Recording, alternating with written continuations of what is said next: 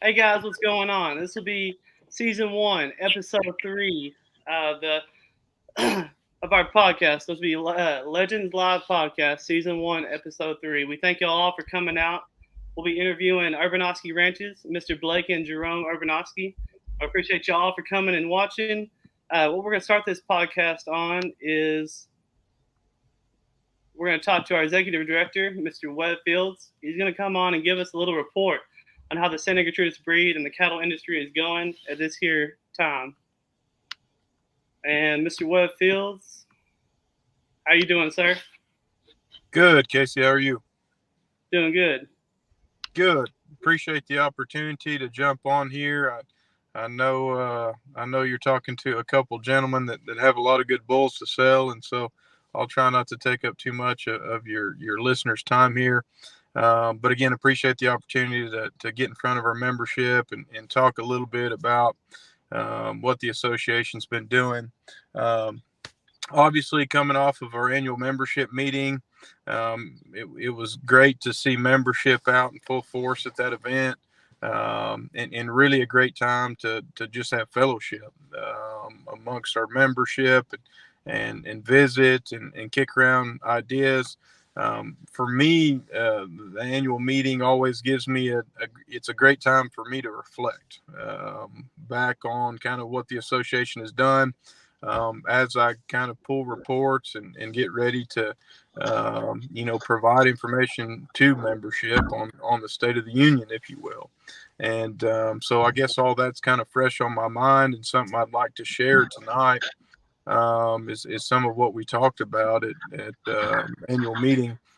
In terms of the association, as we've transitioned fiscal years here, the association, not only a very sound financial standpoint, but really growing as a membership. And I really truly feel like that's a testament to these cattle and the breeders and the members of the association, and what we've been focusing on heavily for several years now in terms of quality cattle with data behind them. And so certainly both in my mind, both from a commercial standpoint and a purebred standpoint, I think a lot of people are taking notice in what we're doing at SGBI. Something that jumped out to me is we've seen really steady growth amongst our membership over the years in terms of registrations and cows on inventory, over the last 3 years. But what really jumped out to me that we talked about at annual meeting was a 30% increase year to year in transfers. And digging in that a little deeper, I thought that was absolutely incredible. As I looked into those numbers and where those transfers were coming from, on a 30% increase, it was mostly bulls, ET animals, and star fives. And to think about that with, obviously more transfers, more sales, more transactions, which is certainly the lifeblood of our breed.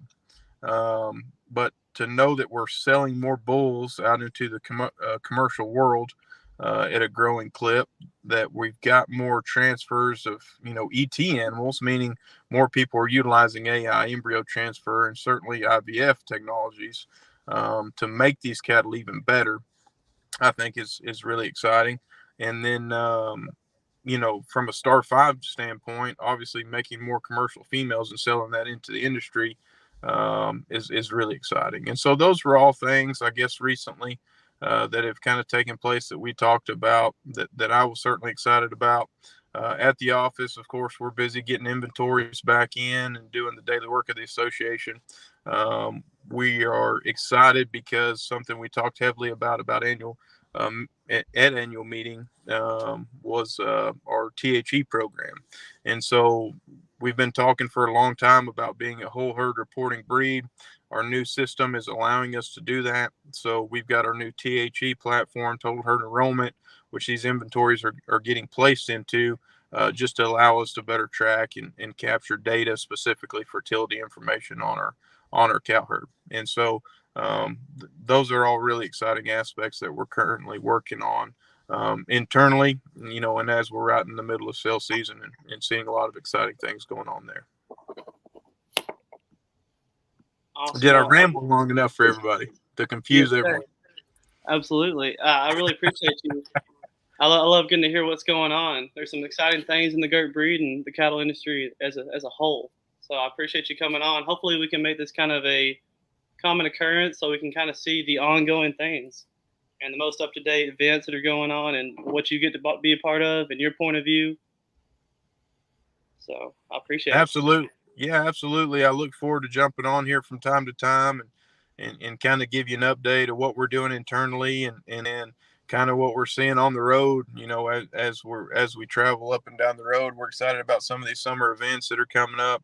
Obviously excited about sales season and just fired up about where we are in terms of the breed and the goals that we still have to accomplish. And so look forward to more growth and more participation here and excited to tell the story of Santa Gertrudis as we do it.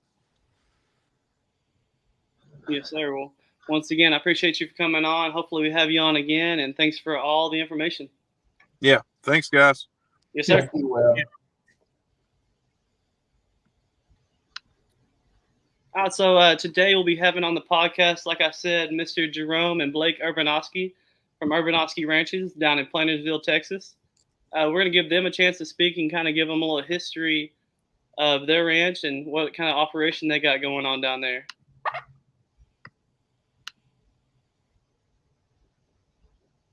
Well, we started our ranch in 1969 when I was a junior member. I was in the calf scramble at Houston in 1969, caught a calf. Always wanted a Santa Gertrudis. Didn't know anything. Lived in a subdivision in Houston. Was able to get a Santa Gertrudis, obviously a really, really good one. Won the Houston show in 1970, the junior show and the scramble show. Won every show actually that we ever went to with that heifer. She was the foundation female of our herd. Got her from actually Superior. They were at the time located in Alief, Texas, which is kind of a subdivision part of Houston now, not even a ranching territory. I went and bought a heifer the next year from Mirasol, young baby heifer. For my senior year, my ag teacher told me that I was not going to win, that I had unrealistic expectations to win because the heifer was just 11 months old when I showed her in 1971. But she won the Houston show in 1971. So here's a picture of both of them.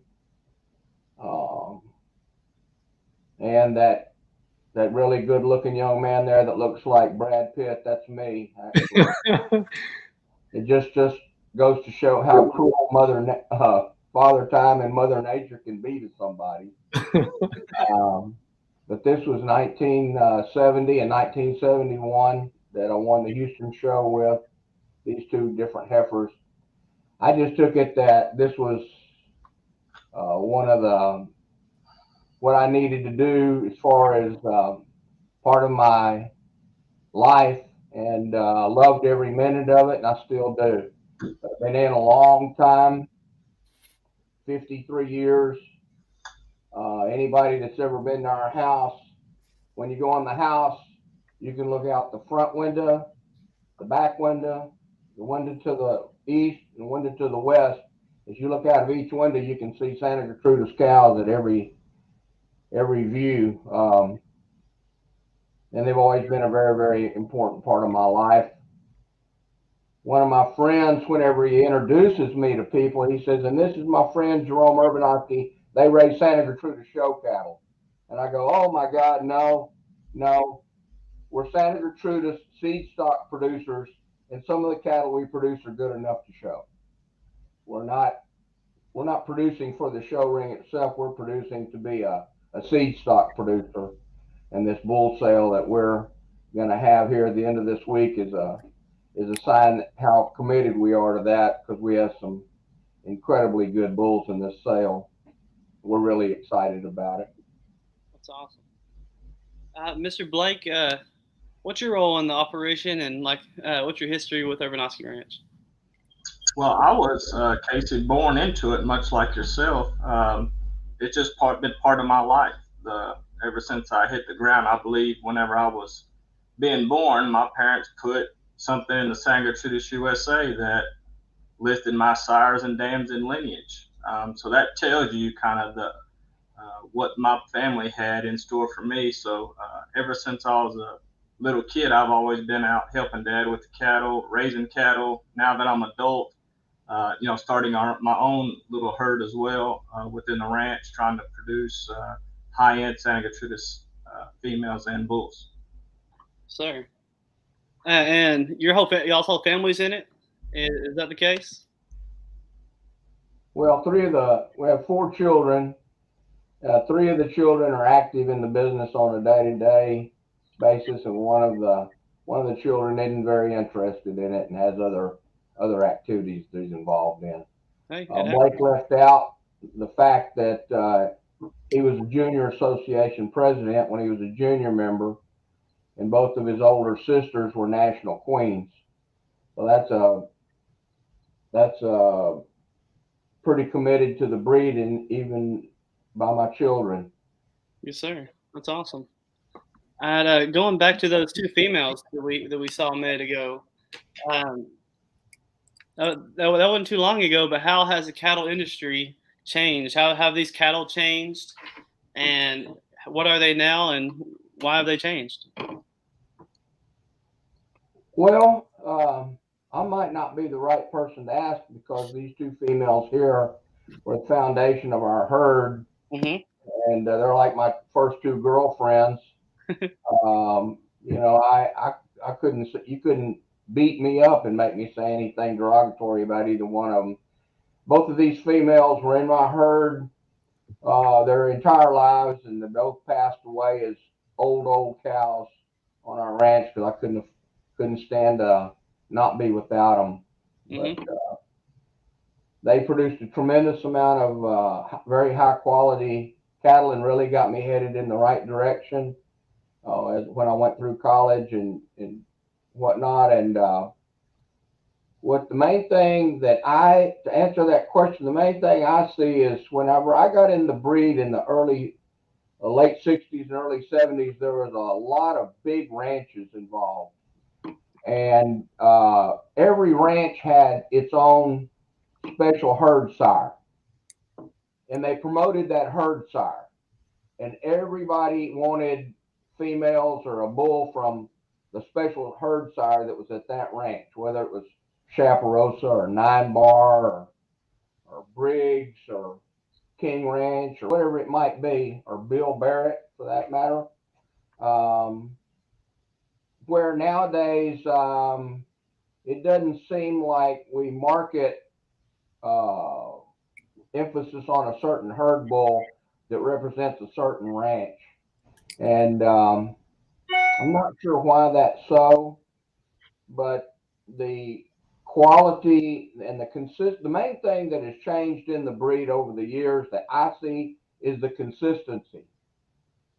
When I showed cattle in the early 70s, the difference between the heifers that you saw that were on the screen that were my show heifers that won, and the heifers that were at the end of the class was a day and night difference. Mhm. Today, you go to you go to a big show, Fort Worth, Houston, San Antonio, whatnot. There'll be 28 heifers in the class, and there's very little difference between the very, very top and the bottom. They're pretty much all good. Mhm. So I would say the biggest difference is the consistency and the average quality has become more stable. But let's keep in mind that this breed is only a little over 100 years old, and that Monkey, the first Santa Gertrudis that was born in 1920. So when I got in the breed, I've been in the breed since 1969. So I've been in the breed more than 50% of the time that since the first one was ever born. And what we're seeing is more consistency, a greater, consistent, high quality product, no matter where you go, whatever sale you go, whatever ranch you go to. But my advice to anyone is remember that the bull sets the tone of your herd and represents half of the genetic makeup. And what you have to do, and what we've always done, is get the very highest quality bull or the highest quality bull genetics you can and put them in your herd. Because if you get a bull that's is equivalent to your females or not any better than they are, there is no room for improvement. And you have to keep pushing for improvement because whenever you go to a sale, that's the ones everybody wants. They want the good ones. And that hadn't changed, and I don't think it ever will. I'm sure it won't. Absolutely. I think that's kind of a big emphasis. We over Pittsburgh cattle, we really emphasize our females, but there's no way to have a good female to have a good progeny unless you got that bull on the other side pulling his weight. So I can second that all the way. Dad, since you got in, what are some things you've seen change? I've seen a lot of changes, whether good or bad. You'll go through phases. You'll go through fads. The cattle have pretty well took care of themselves. You'll see a lot of politics playing into the game, maybe from time to time. And a lot of times, there's nothing wrong with the cattle. Sometimes it's some of the politics that gets involved that messes things up. But we've changed these cattle. Back earlier, Jerome probably saw it. It was a different phase or a fad. Sometimes it wasn't something wrong with it, but they wanted to see how big the cattle could get. And maybe we got the cattle too big for the commercial guy, and they didn't pay attention to maybe the sheaths, the udders. They may have had some prolapse and problems along those stages, things like that. Whereas now, we work very hard. We very rarely ever have a prolapse, and the cattle are made different now. They're a little more modern, complete, balanced, smooth. The people that are trying to improve the cattle, you have your ups and downs and your swings, but I think overall your complete balanced females, your bulls, you always want your bulls maybe one frame score taller than your females a lot of times to, kind of stay with the power and the punch and the bone and the size to see what the industry needs. From time to time the box changes and you kind of go. I try to stay right in the middle of the 7 frame store. I've seen it go way up and then I've seen it go way down. But with our winning weights where they are now, staying around that 7 frame store, balancing them out, I have great winning weights and I like where I'm at because my market's telling me because I don't have any bulls left and I've sold out bulls. I've sold out the females. So now we're getting ready to start the next generation to move forward. Awesome. And Mr. Blake, with you being younger and you've gone to the junior association and kind of getting to see the changes on that end, even from that short of time, how have cattle changed? I think we just keep making them better. The breeders that want to make them better, some breeders have a different view on what they factor in as being the most important thing that is desirable. But for what we're trying to produce at Urbanosky Ranch, cattle that are powerful, good looking, have high winning weights, very fertile cattle that are very appealing. It's just that's what we're striving to do. And I can see that there's other breeders just pushing the envelope with us, trying to make these cattle better and better year after year. Alan, now just a little trivia question. What was your first national show, Mr. Blake? Mine would have been Perry, Georgia. Okay. In 1995. Mr. Jerome, what was your first national show? Well, my first national show was as an adult and a parent, and that was in San Marcos, Texas. And Patty, my oldest daughter, wasn't even old enough to show, but I was a member of the Mid Coast Santa Gertrudis Association, and we were hosting the show there in San Marcos, and so I was there to take it all in and see what the big deal was, and just about have been to every one since then. Awesome. But that would have been one of the very first ones, not the first one, but one of the very first ones in San Marcos. I know they've had several of them in San Marcos since then, but this one would have been way before you were born, Blake or Casey. Awesome. Dad, what was your first national? We'll tell my age a little bit. 1982, I think, in Nashville. And I think Jerome may have been talking about 1983, maybe in San Marcos. I don't know for sure if it was before that or not, but mine was 1982, I think, in Nashville. And then we went to San Marcos maybe the next year, somewhere around in that area.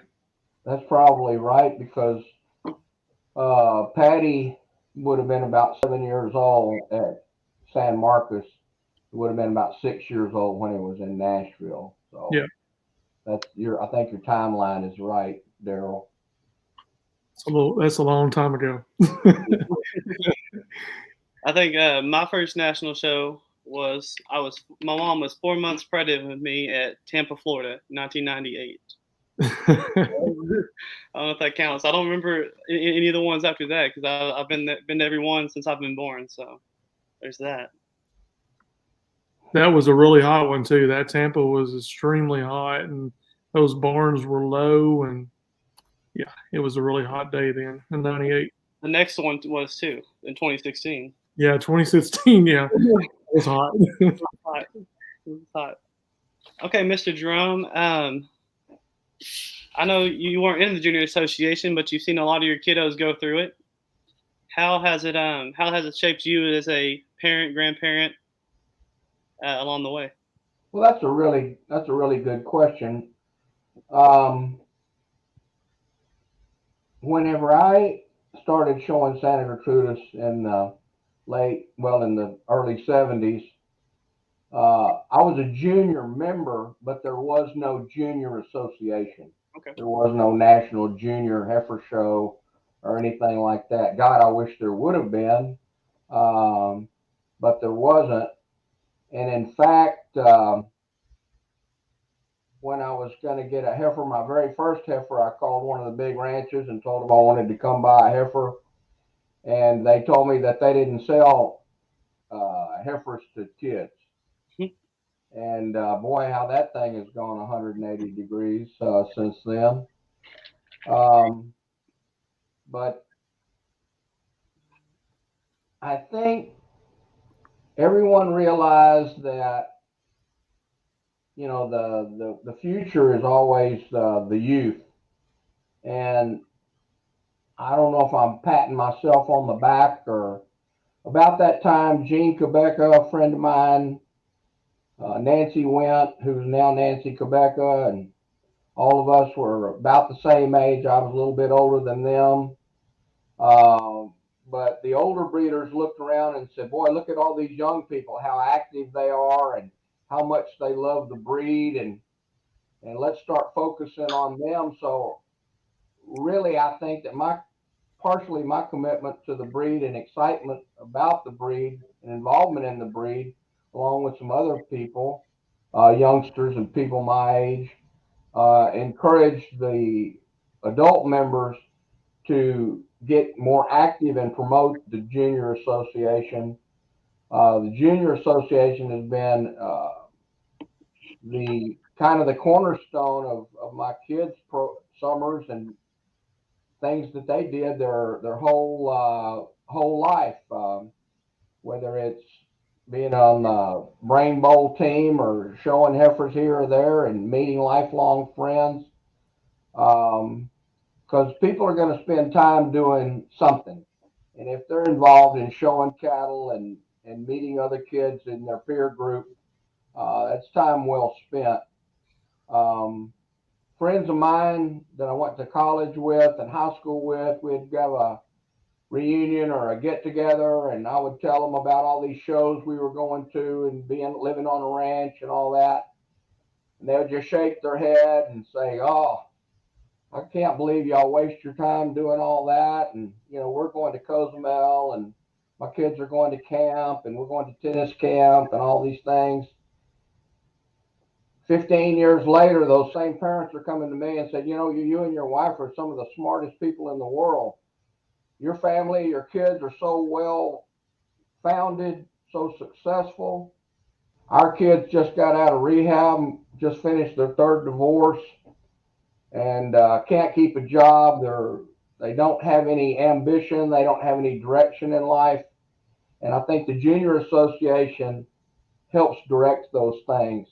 So my admiration goes out to the parents, the association, the breeders, everybody that's involved in this junior program. If it doesn't affect them directly, indirectly, it affects them for the betterment. That's how I see it.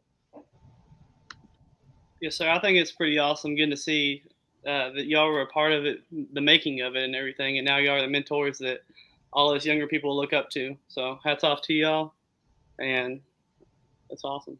Mr. Blake, how the Junior Association affects you? Like I said, I know you're president.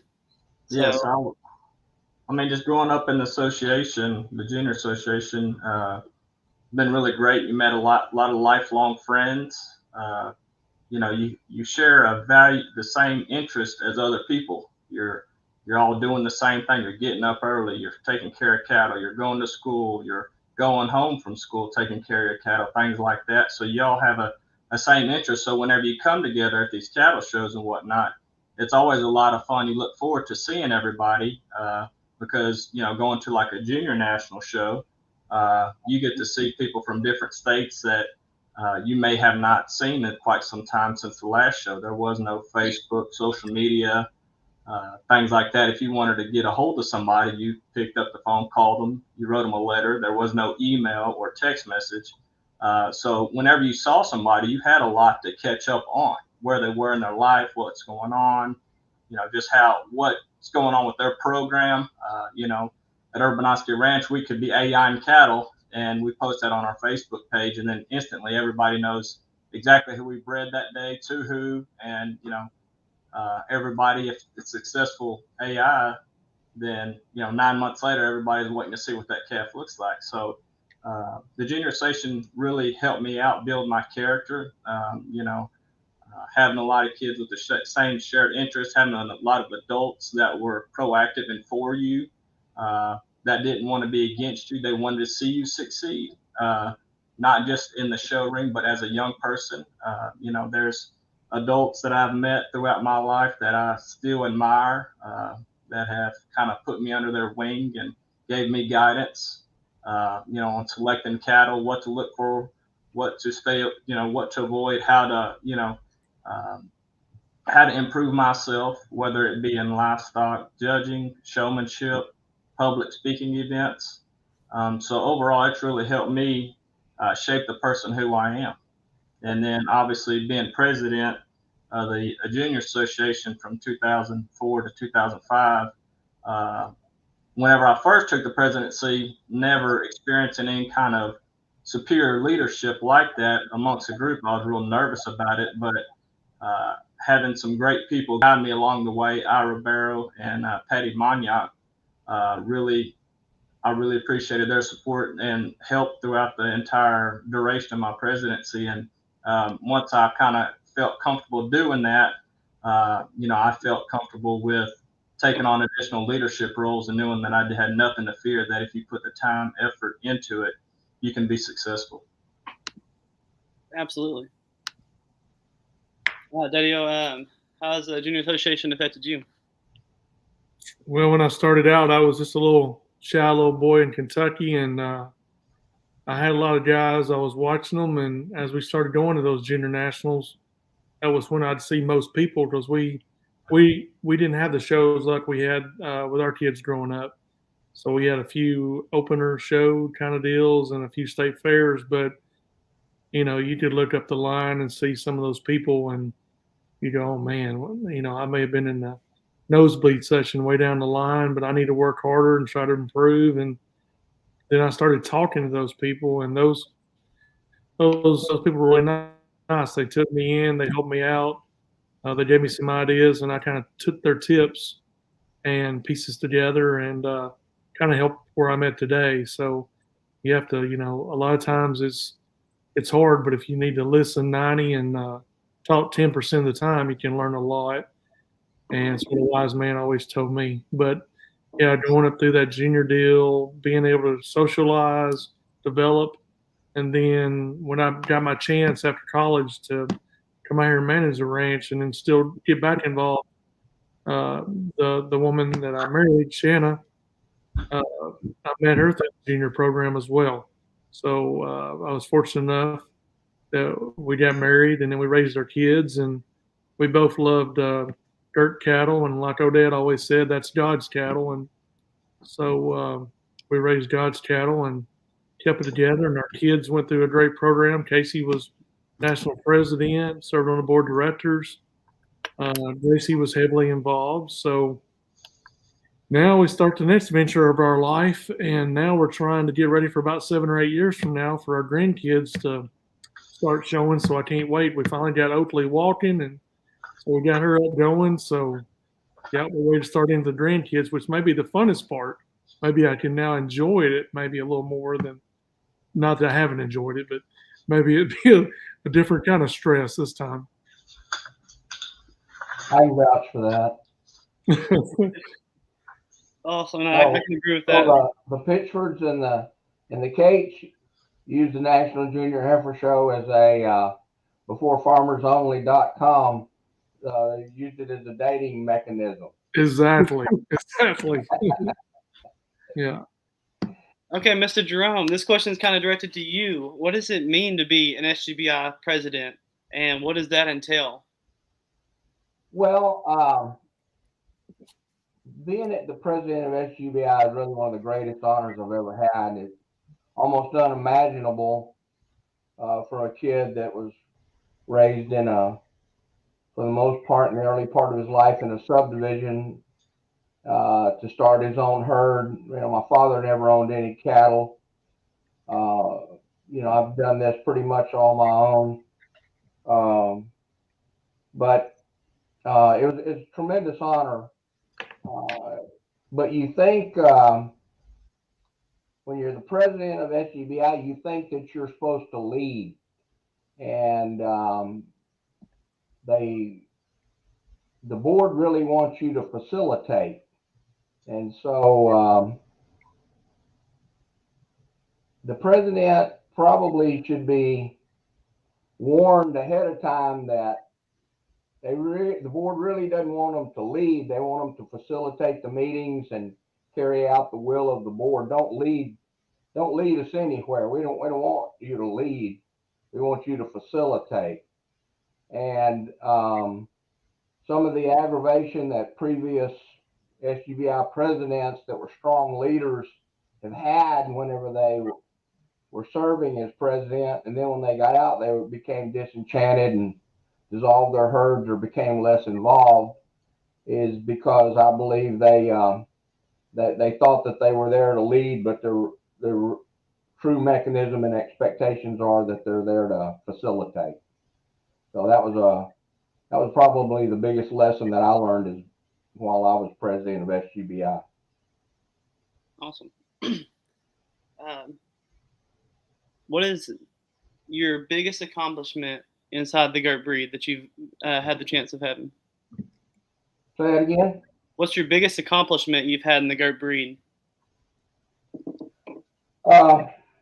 Inside the goat breed, I really have been successful, and this was a hard question for me. We've had 2 national champion females, more success than what we ever dreamed possible. Both of my daughters were national queens. My youngest son, Blake, was president of the Junior Association. God has really blessed us. But the greatest accomplishment within the Santa Gertrudis breed would be being elected SGBI president, the greatest honor I've ever had. Awesome. I appreciate the time you gave us, Mr. Blake. What about you? I would have to piggyback off Jerome. We raised 2 national champions, and then we also raised a reserve national champion bull in the Junior Association. So those were some pretty big milestones. Some other ones that I feel are great accomplishments of ours is that we were the first ranch to offer sex semen in the Santa Gertrudis breed. We were the first ranch to have a online video sale. Those are a couple of things that I feel that we feel really grateful that we had the opportunity that we were able to accomplish within the Santa Gertrudis breed. Awesome. Those are some big ones. Yeah.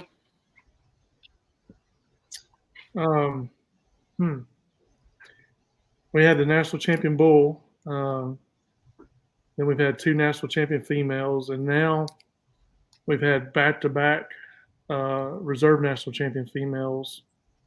And then she was a Copperhead daughter that he was a national champion, so she was High Point female 2 years in a row, back-to-back for Show Female of the Year. That's really exciting. But then I was thinking this afternoon about that. But the whole deal about the showing and stuff is marketing.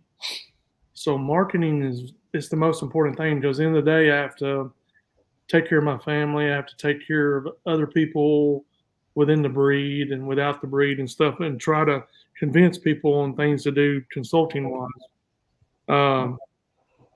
But to have a bull do what Copperhead has done, I think that's, we've had, even though Casey won National Junior Heifer Show, Gracie won the National Junior Heifer Show, a cow we sold won the National Junior Heifer Show. But selling this semen the other day, we have went to 1, 2, 3. I've sold semen in Mexico, Australia, Paraguay, Ecuador, Zimbabwe, and Honduras out of a bull we raised. So it wasn't something we bought. This was a bull we raised.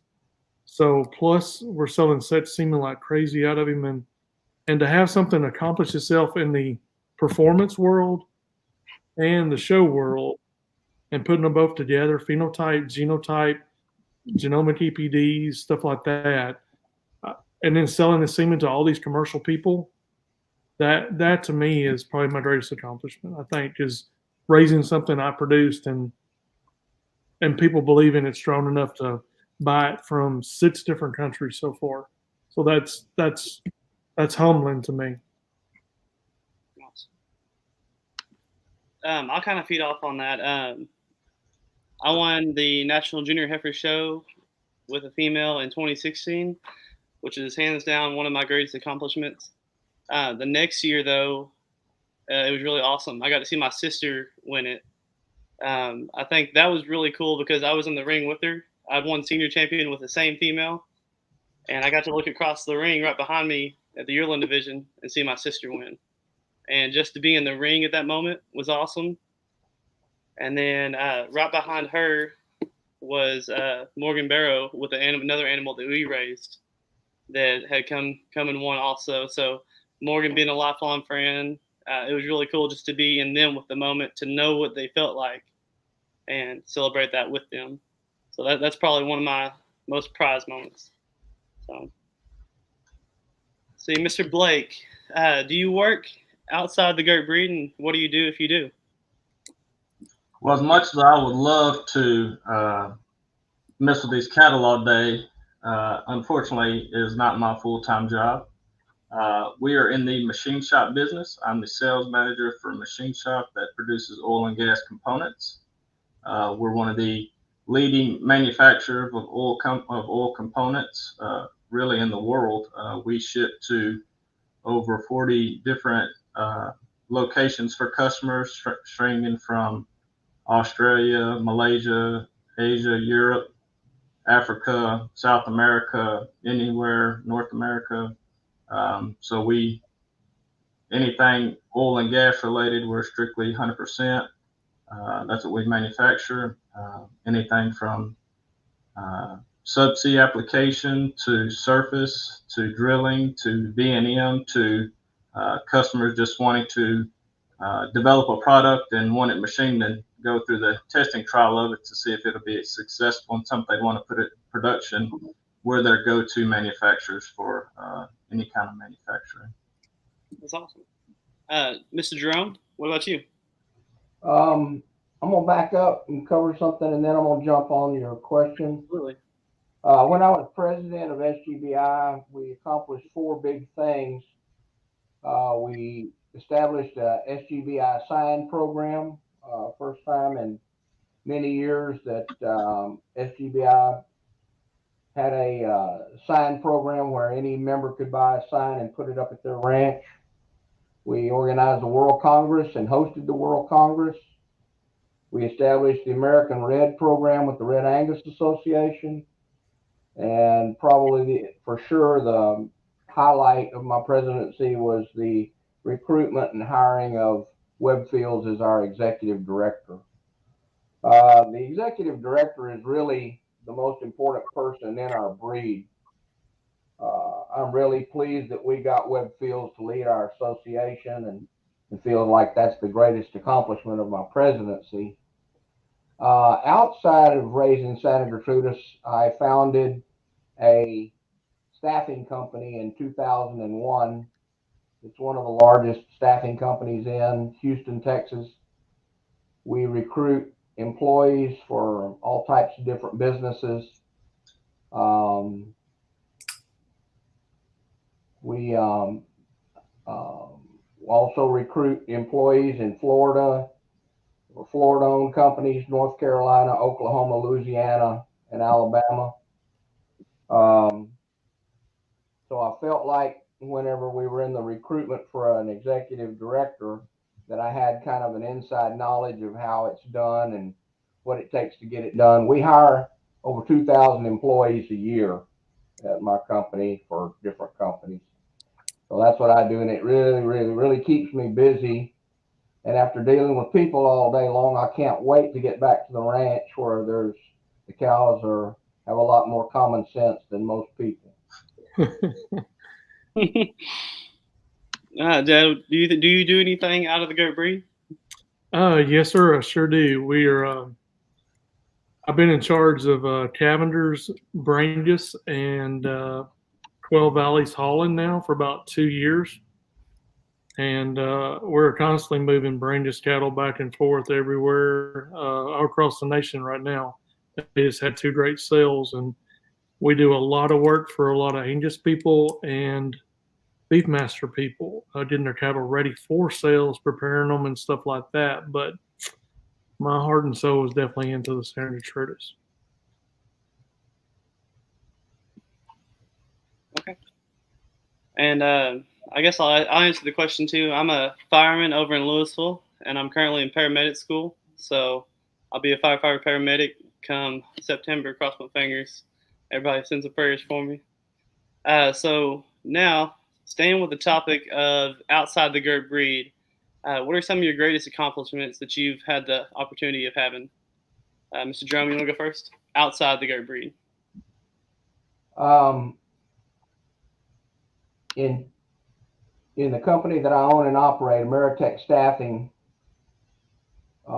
we were inducted and made it into the Aggie 100 2 years in a row, in 2013 and 2014. What it is to be in the Aggie 100, you're one of the 100 fastest growing companies in the world, owned by a Texas A&M graduate. The company has to either be owned or run by a graduate from Texas A&M. Since I own the company and run the company, we qualified, and we were one of the fastest growing companies in the world for 2 years in a row. Awesome.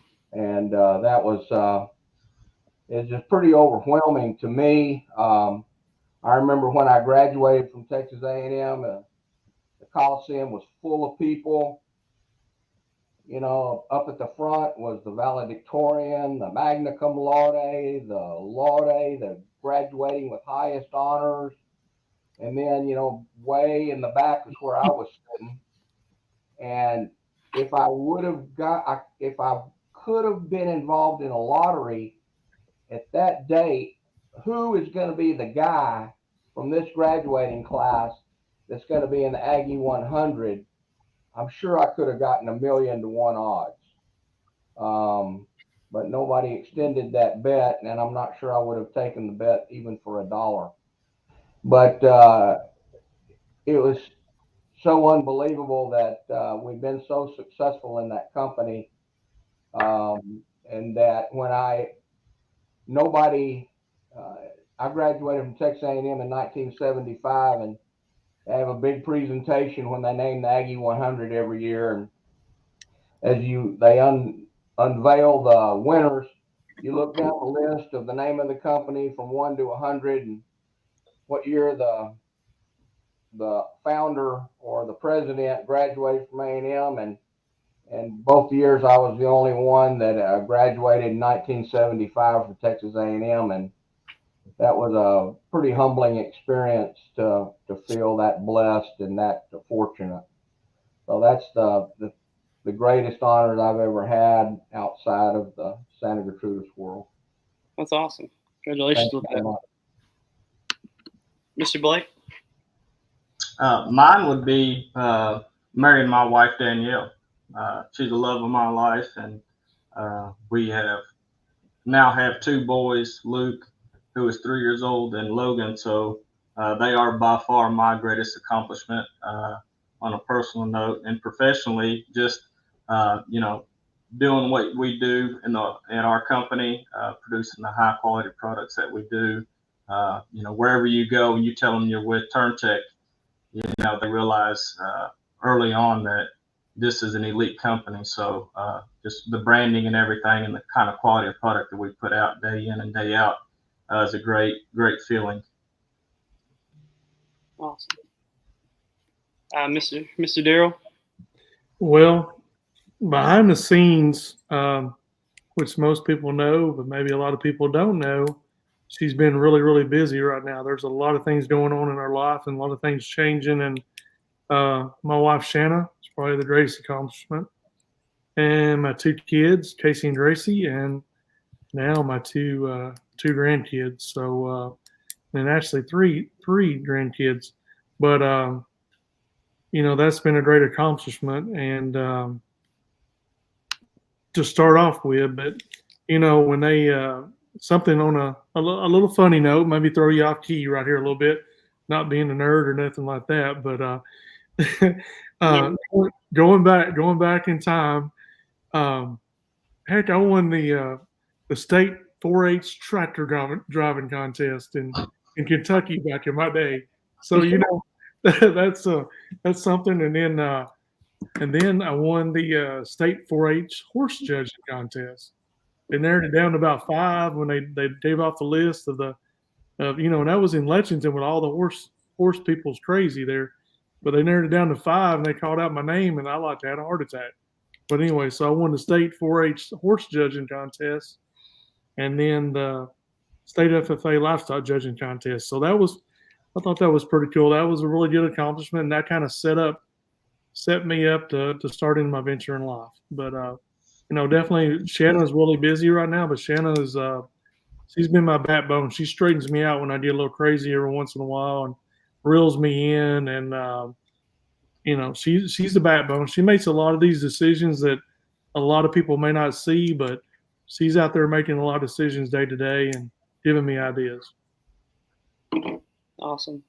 I definitely say Brianna Renee, my wife, and my daughter Oakley Kate are hands down my two greatest accomplishments. Besides that, I don't care about much else. But so now, if you and Blake have a question for us, go ahead and shoot.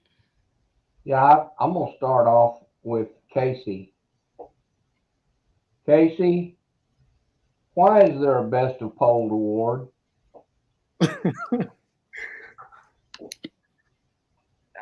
Why is there a Best of Polled award? Yes, why Uh, is there a best of polled award?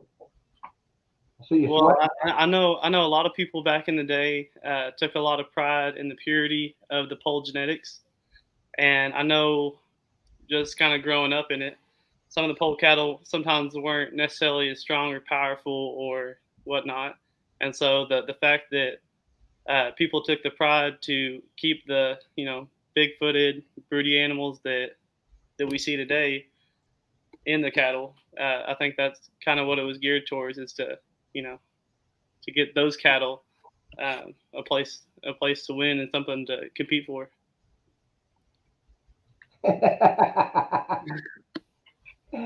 Well, you're kind of right. Back in the 1960s and 70s, um, pole cattle were so inferior to the horn cattle that the thought of a pole female actually winning a show where they had to compete against horn cattle was so unimaginable. The Pole Association uh, came up with the idea of best of poles, which was kind of like a runner-up. Uh, you, it was an award for having the best polled animal, and kind of an acknowledgement that a polled animal can't really win champion. Boy, those days are so long gone. It's hard to believe, but really that's the truth of the matter. And I'm not trying to talk anybody out of doing it, uh, but that is the reason. I've asked a lot of people that hadn't been in it as long as I have why there's a best of polled award, and they really didn't have any idea. But that's the truth of the matter. But now a lot of the polled animals dominate for sure. Mm-hmm. I know my grandpa, uh, old dad, definitely did not want a polled bull on his place. He said, I want a big horned bull being my herd sire. So that was his take. Well, see, there's a lot of people that that believe that, and Jerry was involved in the breed a long time, and he's seen everything that I've seen, and things have changed. The only thing that's constant in life is change. Absolutely. Another question, Blake or Jerome? I don't have any for Daryl. Daryl told me that he knows everything, so I don't have any. I learn something new every day. Uh-huh. Mr. Blake, you got anything? Daryl, I was really impressed by your horse judging. There's been a movement within the breed to move you back to the horse judging. Good deal. Good deal. That's exciting. That's exciting. Okay, no more questions. We can move on to. Let's see. We'll throw this up on there. Mr. Jerome and Blake, what do y'all think about this female? The two females that are up on here. Just kind of give me a take on those. Well, Lagatha not only was a national champion, she was also champion of the world. Couldn't be any more proud of her. It'd be impossible to be any more proud of the cow on the left with the calf. We just think she represents everything that we're trying to breed, and we're extremely proud of her. And the calf that you see by itself is her second calf. It's a heifer. And Blake, you want to talk about this heifer? You've shown quite a bit of commitment to her from the day she was born. You want to tell them about her sire? So it was probably 2020. It was before Lagatha went into the junior show at Fort Worth, and I actually tracked down Daryl and I said, "Hey, I got this female that I want to breed to Copperhead."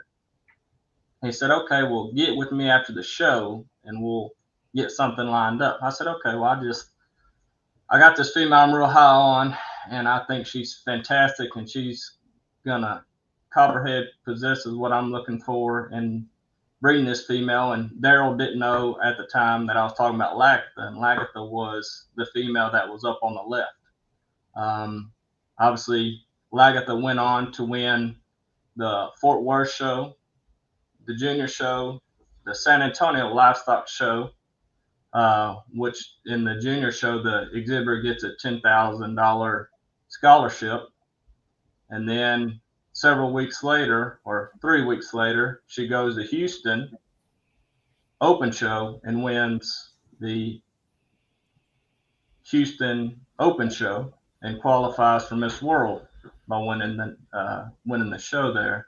But in 2020, whenever I told Daryl that I wanted to buy some Copperhead semen, this heifer on the right is the offspring of the national champion Copperhead and national champion Lagatha. Ever since she was born, I just loved everything about her. She has a tremendous amount of bone, such great eye appeal, such great extension, so clean.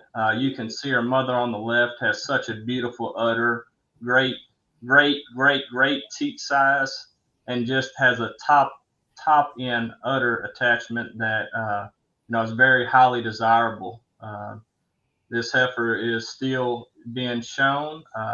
She is getting to the age where we'll be breeding her here shortly, but she'll be competing at the Mid-Coast Junior Show and the Junior National Show here in Texarkana in June. But I'm really high on this female. I think she possesses everything that I desire in a show heifer, and really look forward to seeing what kind of offspring she can produce. And I think that that the genomically have some she'll scan exceptionally well with Copperhead and Lagatha. Yeah, I'm excited. She's really cool. Should be good luck with all your shows coming up, and she's gonna be a good cow in the pasture no matter what, for sure. Yeah, I'd love to have a pasture full of cattle look like Lagatha, that's for sure, especially with those high quality udder that she has. Awesome. All right, so give us a little background on this Gertastic bull sale that y'all have coming up. It's a private treaty bull sale. Is that right? It is. The bulls are going to be pre-priced, and they're priced affordably, believe me. The most expensive bull that we have in the sale is one of them is for $10,000, and the least expensive bull we're going to have in the sale is $3,250. We're going to have them everywhere in between. The thing we're the most proud of is how good they are. We've had several people come by, numerous people come by and look at the bulls in person, and they're just blown away at how many high quality bulls there are in this group. We're always trying to do something a little bit different. Some of the criticisms I've heard on online sales is people think somebody's running the bid up on them at the last minute, or as it extends out in the racehorse section. So all it takes for someone to buy a bull at this sale is pick the one you want from the video and the photo. The pedigrees are going to be listed. The performance data is listed. When the sale starts Saturday morning at 8 o'clock, log on, push buy this bull, and with one click of the button, you've bought your bull. You don't have to stick around all day and see if anybody outbids you or anything else. We're also having what we call the Power Protect warranty. All the bulls that we sell in this sale for $5,000 or more will have a full 1-year warranty for theft, mortality, and fertility. And that's included in the purchase price. There's no extra charge for it. And we think that that brings some real value to somebody that's buying a high quality bull. To my knowledge, it's never been done at a Santa Gertrudis sale before. If it has, just tell me and I'll stand corrected, but I'm not aware of it.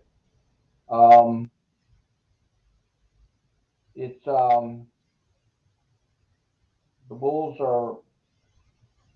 are just really, really, really outstanding. They have a combination of genotype, really good look, and then they have performance behind them also. They're a good combination of genotype and phenotype. Unmute Casey. Casey, you don't have to unmute your deal. I'm good. Yes, Mr. Blake, you got anything to say about it? No, I think Drum did a good job covering. Sir, so we have a few pictures of them. Y'all can walk through and kind of give us your opinion on them and talk them up a little bit. You got about this bull on the left, the Gold Mine Son out of Yancey 603. He's the highest priced bull in the sale. He is Daryl will like this. We bought a flush out of Yancey 603 at one of Daryl's sales, and we flushed her to Hellacious and got a tremendous female that we call Yancey 603. And this is her calf out of Gold Mine, who is Desi, Miss Double T 230/3's first calf. Okay. So we combined that year that Jim Williams judged the National Junior Heifer Show. He made Yancey, the Nelson, the one that the Nelson's got from Wyand Straight, and the Straight Ranches. She was national champion, is on the bottom side, and Desi was the reserve national champion when Michael McConaughey was showing her. And she's represented on the top side. So you've got a bull there that is strong and high quality genetics, not only performance, but especially the look and appearance. This bull, his number's 063. He was impressive from the day that he was born, and through his entire life, he's just gotten better and better. He has a lot of extension in his neck, and really, really flat hip, really deep flank. As you look through these bulls, as we kind of scan through them, I want you to notice one thing is how flat our cattle are from their hooks to their pins. And there's a reason for that, not only in the show ring, but Daryl mentioned it earlier when he talked about how there's a lot less prolapse than there used to be in this breed. What we believe and what we believe is that a level hip holds that cervix in and that uterus flat rather than a slope Brahman type animal where it's at an angle all the time, almost trying to be pulled out by gravity. And so there's an old saying that form follows function. And I think and believe that not only a flat hip from the hooks to his pins, not only is eye appealing and called structurally correct, but it has a function of keeping those, in the females, keeping their cervix and their uterus in a level position and discourages prolapse. Daryl, have you ever heard anybody say that before? I agree totally with you. So I have no problem with that, and I agree. I think the changes we made and the people that have made those corrections, I think that's helped tremendously. Between that and the good mineral program, I think that's helped us tremendously. I agree. This bull next to him is one of those horn bulls that old dad would have loved. He's a horn bull that has all the power, that right angle on his sheath. His front shoulders are so smooth. Look at him right across his back. He's just long as he can be and just as flat as he can be, with really square rump, a lot of bone. His feet, his hocks, everything are just so clean, and he just takes such a big step. He's so athletic. We're really, really proud of this bull also. Yes, sir. Move on to the next one, sir.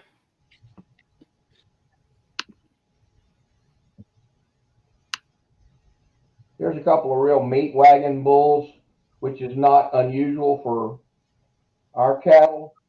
We like a lot of muscularity in our cattle, especially our bulls.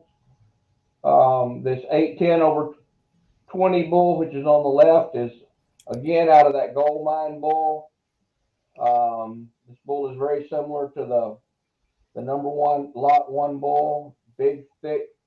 You can see he's just ripping full of muscle, and then the bull to the right is Trendsetter son, and he is just full of muscle and bone. And we really like this kind of cattle. They're both long bodied. If you study both of them's backs from this photo, you can see they're just as level as they can be, big hip. These are the kind of cattle that are going to be in the sale, going to be available for people to take home, start producing high quality cattle. I'm sure out of the first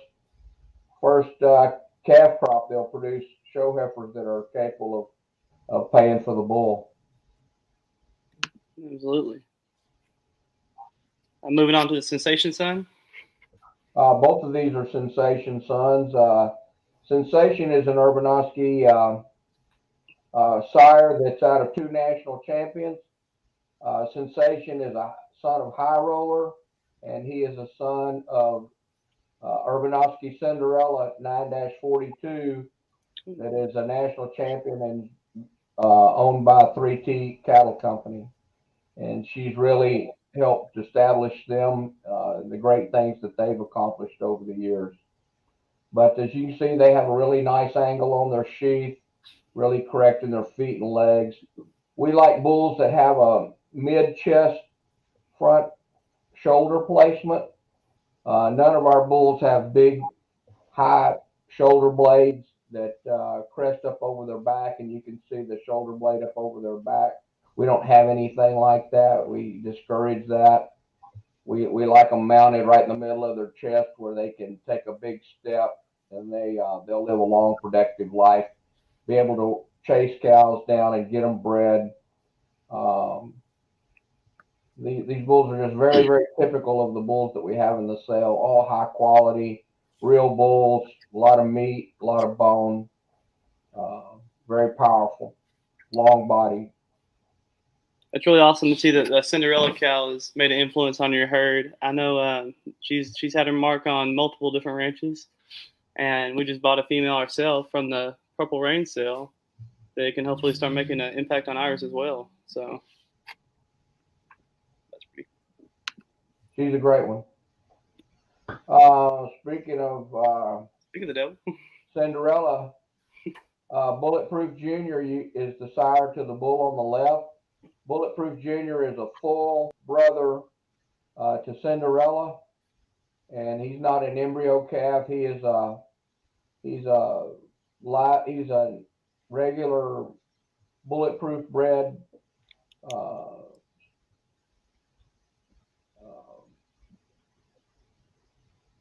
Cinderella's mother, and produced a full brother to Cinderella, and that's Bulletproof Junior. He's one of the herd bulls at Urbanosky Ranch.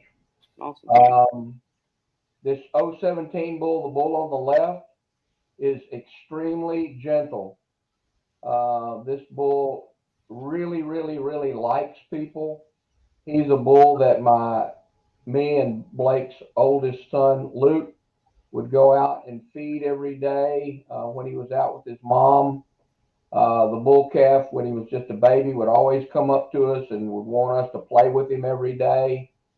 Luke was about 2 years old, and the bull calf would love to play with him every day. That's a trait this bull hadn't lost. We'd go out in the paddock. We'll go out and feed bulls during the day, and he'll come up to the ATV or whether we're walking, and he'll just stand there until you put your arm around his neck and scratch his ears. So if we have a breeder that wants a real gentle bull for having around his grandkids or kids or wife, or plus high quality, would certainly recommend this the bull 017. And the bull right to the right is out of a Went cow, 9635, and out of Gert Dynasty, who is another one of our famous bulls. A bulletproof son out of a Hellacious Daughters. That's who Gert Dynasty is. And as you can pick up a pattern as you look at these cattle. You can see long body, level top, extended necks, big bone. They're all very similar like that because that's what we're trying to breed. We're just very proud that we've been accomplished. We've been achieving what we hope to accomplish, and we're glad that we're going to be able to share it with people. There's no way we can take these 40 bulls and incorporate them back into our herd, but we're certainly willing to share. As I said earlier in the presentation, we're seed stock producers. We're not a show calf producing ranch. Some of the cattle we produce are good enough to show, but these are herd bulls that are ready to herd sire prospects that are ready to go out and make calves. Awesome. So last two bulls we got to show. That's good. You picked two really good ones to round it up with. You see the bull on the left. It'd be hard to have a Santa Gertrudis bull with a cleaner sheath than that, and he maintains the long body, the right front shoulder, mid shoulder placement, big hindquarters, a lot of bone, and then the bull on the right, he's just in a pose that is so impressive. He just looks at you with his ears cocked. He's big bone, friendly bull, 097. And all the way down the line, we're going to have plenty bulls, and we're looking forward to people accepting them and putting them into their herd. And anything we can do to help facilitate getting them shipped to you, we can help do that. We have a lot of contacts with trucking, and it's a really exciting time for us to have our own bull sale. Yes, sir. I know Urbanosky Ranch, they have a Facebook and they have an Instagram. If you want to reach out to them, get a hold of Jerome and the whole crew there. They says they're going to have 45 bulls for sale. So there'll be plenty of bulls to choose from. And what the date was April 30th, 8 a.m. Saturday. Is it first come, first serve on that online format? Yeah, it starts at 8 o'clock, and all the bulls are starting tomorrow. Thanks, Casey. Starting tomorrow, the bulls will be online. You can see their pedigree, you can see their price, you can see their photo, you can see their video, and you can start making plans. I like this bull, I like this bull, I'm going to buy this bull, I'm going to buy this bull, whatever it may be. Saturday morning, 8 o'clock, the sale starts. You go as early as you can. Any bull that hadn't been clicked on is still for sale. You click on the bull, say buy now. Well, then that bull is removed from the sale and he's your bull. So if someone has activities they want to do during the day, they can get a cup of coffee, come sit at the computer, buy their bull before 8:15, and then or bulls, and then enjoy the rest of their day. Um, they can look at the bulls photograph and videos tomorrow night, Thursday night, Friday night. Have a game plan and be ready to buy the bulls. We hope our format is successful. If it isn't, we'll change it for next year. If it is successful, if people like the way we do it, then we'll just expand on it next year. But getting our quality bulls in people's hands uh, with a lot of integrity is our goal. Absolutely. Make sure that everybody has good Wi-Fi at 8 o'clock, because the fastest a click gets the bull they want. So. And again, we've got the money back warranty on any bull that we've priced for $5,000 or more. That's included in the purchase price. Well, I really appreciate you being on here, Jerome. You've really done a lot of marketing, and you deserve to have a really good one. Hopefully, everything will go as you planned, and people need to click on there, break down the genetics, and that guarantee is worth a lot, folks. There's not very many people that will stand behind them. And if you got a problem, you need to call Jerome and Blake, and they'll make it right. Their words good as gold. And I really appreciate you guys being on here. And hopefully we've helped your marketing a little bit and got the word out to a few more people that may not have known about it. We certainly appreciate being invited to be on, and for y'all to invest this time and format to host us. It's an honor, and we appreciate it. Absolutely not. There are not much better people in the goat breed, and we appreciate having y'all. And hope to see you down the road. And good luck at all the Mid-Coast events. And we'll see you at Junior Nationals. Looking forward to it. Thank you very much. Yes, sir. Thank you. Well, that was really informative, Casey. That's going to be a really good sale this April 30th, 2022 at 8 a.m. And like they said, boy, you better be able to push that button fast, because that bull you want is going to be gone. It's not a bid off. It's first come, first serve. So if you better do your homework, and you better not set your alarm for 8:01, or you may be too late. Awesome. So we'll have the. 1 second. Where's this at? There we go. We're coming up. We'll be having the Mid-Coast Santa Gertrudis Association Cattlemen's Opportunity Sale. It'll be. Let me take this off the screen. It's hiding from me. It'll be Saturday, May 7th at 12 p.m. We have 4 lots in the sale. We'll kind of give you a breakdown. Let my dad have a chance to explain a couple of the lots. We'll have videos and pictures up soon. Yeah, we'll have some videos and pictures up for everybody to look at. And if you'll go online, that Mid-Coast sale, they already have the videos going, so you can break them down. We have a lot 52 is coming from Laura Zobilski, and that's 17 over 45. And she's an own daughter of Abraham Harris's 12 over 0. And that is a awesome 3/4 bull, I believe, that goes back to Sherman Tank, goes back to Topanga and Grizzly's Chunk. On the bottom side, it goes back to Granger Genetics, Mr. Myers' Genetics, Billy. Billy did a great job of promoting that ranch, and she now has a bull calf on her side, Casey. And I'll tell you what, that cow's udder is absolutely gorgeous. I mean, she may change her mind by the time the sale starts, and she may pull her out. I don't know. That cow has come together. She's got a perfect udder. She's come together great. She needs some money for school. That's the only reason that cow would even be for sale. And that tremendous cow with a great bull calf on the side by the Forgotten One. And like I said, he's got a .47 marbling. Her numbers on that calf is going to jump and go through the roof. So everybody needs to pay attention and don't overlook that lot. Then we're going into the next lot. Lot 53 is 332H, and she is an owned Copperhead daughter that she is a 3/4 female. she's now got a heifer calf on her side, and you won't see her video up until probably this weekend, the first of the week. We'll get it up.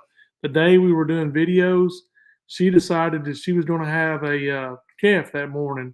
So we'll get her video done, but it's going to be worth your wait, folks. She has got a perfect udder, big old deep salty female, by copperhead, and then the calf is out of the forgotten one. Just an incredible heifer calf that's got a lot of show potential. That'll be a registerable 7/8 calf. And then we'll go to lot 54. That's going to be a Bridge 308. She's going to be heavy bred. Hopefully, she'll hold out till the sale's over. But that's an on bridge female, top and bottom. Goes back to that Bridge 052 bull that Joe and Kelsey think a lot of. And she is heavy bred to the forgotten one. Like I say, those calves have been so tremendous, so good. So that'll be something to pay attention to. And then our last lot is lot 56. This is going to be a cow-calf pair. She's been exposed back, and it's going to be close to whether we can tell if she's palpated bred back. But she's got a January heifer calf on her that she's ready to go put a halter on and go into the ring. And she's out of one of Delmo Payne's Striker 8828 or whatever that bull's number is that is producing the great females over there at Grandview. So this will be a possible 3-in-1 package, but a great cow with an awesome heifer calf. So make sure you pay attention to them when you get there. Casey? This weekend we'll be having the Pittsburgh Cattle for Charity host the Premier Junior Warm-Up Show. May 1st, it'll be, what time does the Premier Warm-Up Show start, Dad? Well, just whenever Suzanne gets ready for it to start, that's when we'll start. So I'm guessing somewhere about 10 o'clock, possibly 9 to 10. Okay. Something like I don't think that. anybody's going to argue. Yep. Nope. Nobody's going to argue about it. Whenever Suzanne's ready, she'll say, hey, we're going to start the show. So we have a guy outside the breed coming in to judge. He's going to do a really great job. He's got a lot of experience on judging teams and stuff like that. That's going to be judging the Premier Warm-Up Show. So get out there and do that. And as soon as that show's over, 30 minutes after that show's over, then we'll jump into this Pittsburgh Cattle for Charity. And I've got 2 people coming in to judge and 2 highly qualified people outside the breed. And they got a lot of experience. They don't give you a good set of reasons. And we're just excited about having them there. So everybody's going to have a good shake and a good chance to win this prize here that Casey can tell you about. Yeah, so our grand prize is going to be a $3,500 college scholarship or an option to have a $2,500 one-time use sale credit. That does not include semen, but any of our lots we have in our upcoming Pittsburgh Opportunity Knox sales.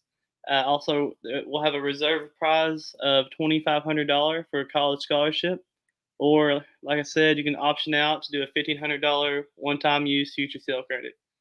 Last year, our winners were Bryce Hardy and CJ Grogan. Bryce opted for the heifer money, and CJ is going to keep that money and hopefully put it towards the scholarships. So we're actually going to interview them and get their take on what they use their money for and what they want to use their money for, and see how that money is affecting them today. And looking forward to the 2 next winners.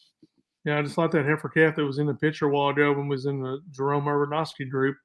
That heifer on the right, she'd been produced by Copperhead. So heifers like that, they're all eligible to come back and win the money. Yeah. There's been people texting me and calling me and asking me if their heifers are entered. Like I said, if you read the rules, cattle and juniors that are eligible for this year's national show must be a female either purchased or offspring out of team and you purchase from us. It doesn't have to be just the Opportunity Knox sale. It can be in any copperhead calf, any semen that you bought from us. So just reach out to us, ask us if you don't know, and send me a text, 903-477-6191. It's also on our Facebook page. Send me the message and you'll be entered. And if not, catch me on show day and we'll get you signed up. So.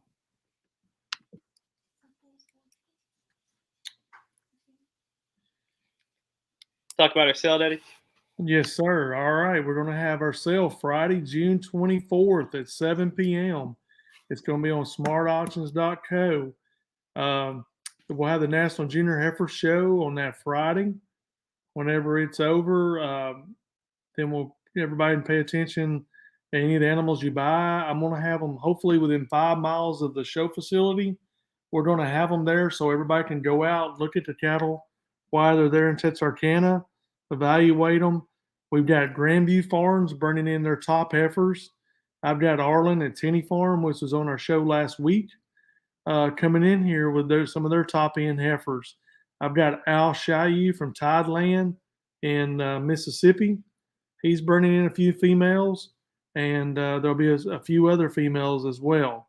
So this is going to be a chance for you to buy your heifers eligible for our futurity cattle that eligible. As soon as you get home, you can get them signed up for the majors for validation. So they're going to be good to go. We're going to give you about 20 possibilities to choose from, and this is going to be an awesome set. So we're excited for you to see them. We're going to video them and picture them June 1. So about a week after that, we'll have those cattle ready to go. So we look forward to showing you. Come by the house anytime you want, a week or two before the sale, and we'll be glad to show them to you. So we're excited about showing them and presenting them to you, and hopefully we'll have a chance to meet and talk to any questions you have.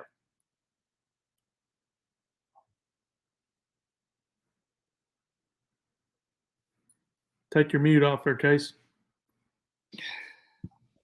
Just to remind you about some important days to look out for.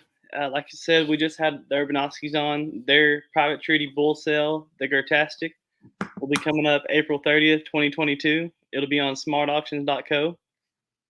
And our futurity, like I said, is May 1st at Cook County Fairgrounds. Come on out. That's a good chance to win a scholarship and get to show some cattle. Also, it's right after the premier warm-up show, which is that morning at Cook County Fairgrounds in Gainesville, Texas. Also, May 1st marks the ownership deadline and entries for this year's national show. Then 6 days later, on May 7th, we'll have the Mid-Coast Cattlemen's Opportunity Sale at Fort County Auction Center in Industry, Texas. That'll be awesome.